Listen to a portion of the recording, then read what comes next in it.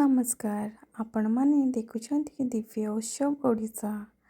आजिर video रे आमे जानिबा जे दीपावली काहेकि पालन करा जाए एवं लक्ष्मी पूजार विशेषता।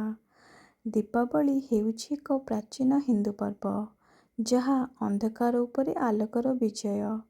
एही दिन भारत रे विभिन्न स्थान रे विभिन्न रीतिनीति अनुसार दीपावली पालन करा जाए। पुराण अनुसार एही दिन भगवान श्रीराम 14 वर्षर वनवास पर अयोध्या को फेरिथिले।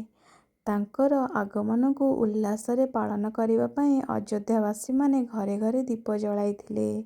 सेही दिन ठारू एही दिन को दीपावली बोली कुहा जाए। अन्य दिगरे एही दिन लक्ष्मी मां को पूजा करा जाए।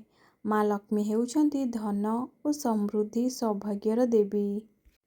विश्वास अनुଯାयी से सूची और आलोकित घर को पसंद करती। तेणु एही दिन घरे सफा करा जाए, दीप जला जाए और देवी को पूजा करा जाए।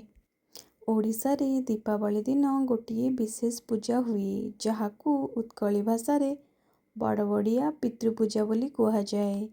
एही उत्सव संस्कृति परंपरा और पारिवारिक मिलनर प्रतीक।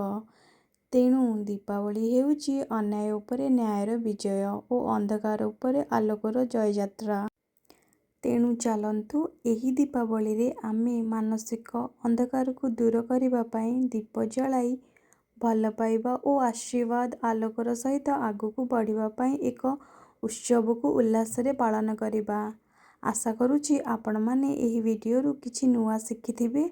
वीडियोटी को भल लागिले लाइक करिवे, कमेंट करिवे और सब्सक्राइब करंतु। आपण मानंकु समस्तंकु मोर पक्षरु दीपावली रो हार्दिक शुभेच्छा।